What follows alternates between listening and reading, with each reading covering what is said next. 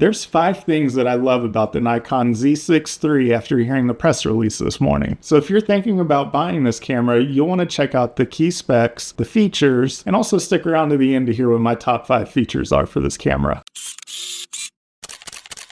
There's a lot to unpack with the Z6 III, so let's first start with the price. The price tag of this camera is expected to come out as $2,499. It's going to have a size of 5.5 inches by 4 inches by 3 inches, so slightly larger than the Z6 II. And with that size, it's going to come in slightly heavier at a weight of 23.7 ounces or 670 grams. One of the biggest headlines on this camera is the partially stacked CMOS sensor that comes in with 24.5 megapixels, but because of being partially stacked, allows you to get high frame rates out of your photo and video. When going with the electronic shutter, you can get up to 1/16,000th of a second. That sensor is also combined with an Speed 7 processor, so that also helps to enhance the shooting speeds that you can get and your autofocus. But more on that later. Additionally, this camera uses an EN-EL15C battery, which is the same one that the Nikon Z8 uses. You also get a line in and a line out with the use of a mini pin. There's a USB-C for connecting to the camera, and then finally with the connections, there's a HDMI Type A port. One thing to note, the hot shoe on the top though is not a digital hot shoe. And then finally with the specs on this camera, you do get a Wi-Fi and a Bluetooth chip inside of it. Moving on from the specs, there's a lot that's been enabled by this camera.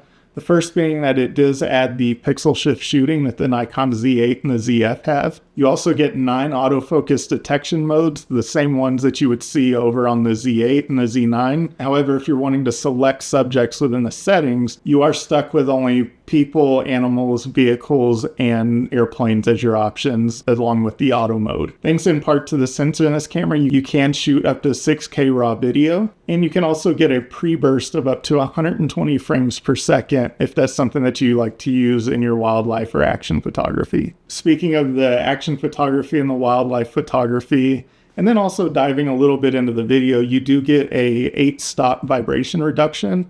And that's up from what you see on the Z8 and the Z9, which is a 5-stop vibration reduction. And then the last thing that I would note here for the features is that you do get 2 memory card slots. You get 1 SD card slot and 1 CF Express Type B slot. If you haven't noticed in this video yet, I don't actually have a copy of the Z6 III. Unfortunately, I'm not one of the lucky ones yet that gets that opportunity. However, you can help me get there by clicking the subscribe button down below and also liking this video if you're finding it useful. So what about those top 5 items that really stood out to me with this camera when I first read the press release this morning?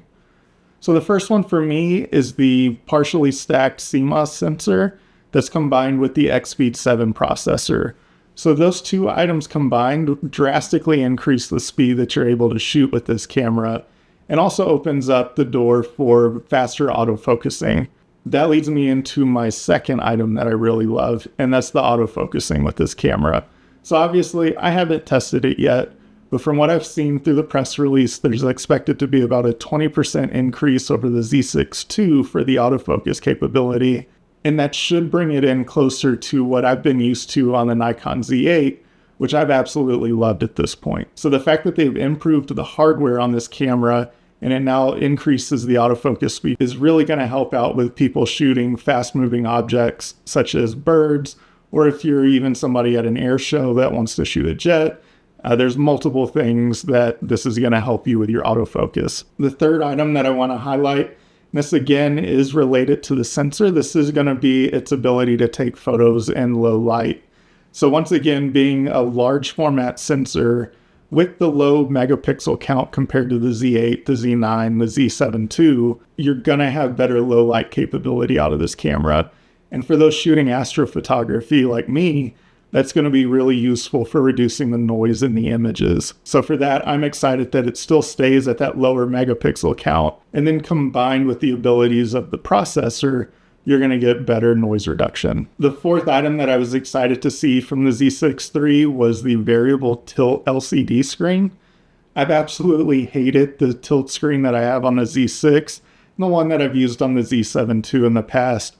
And I'll be honest, even at this point, the Z8 one, although it does articulate, and I do like that I can get into a portrait mode and still tilt the LCD to get it to a point that I want, From what I've seen in videos and through the marketing from Nikon, having that full tilt, I think, is going to be really helpful to somebody like myself, and also somebody that wants to use this camera for content creation, like what I'm doing right now, where on my Z6, I have to use a mirror instead of just flipping out the LCD screen to where I can see it. And last but not least, the fifth item that I'm super excited about on this is that they brought pixel shift shooting to another one of the Nikon cameras. So I know that there's only limited applications that can use this, but I've really liked using it on my Z8 when I want to get extra reach out of a photo, and I just don't have the lens with me to do that. I know that if the scene's still, I can use pixel shift shooting to create a large megapixel image and then get a better crop down to the image that I'm actually envisioning. And something that should be noted here on the Z6 III, this is going to take you from 24.5 megapixels up to a 96 megapixel image.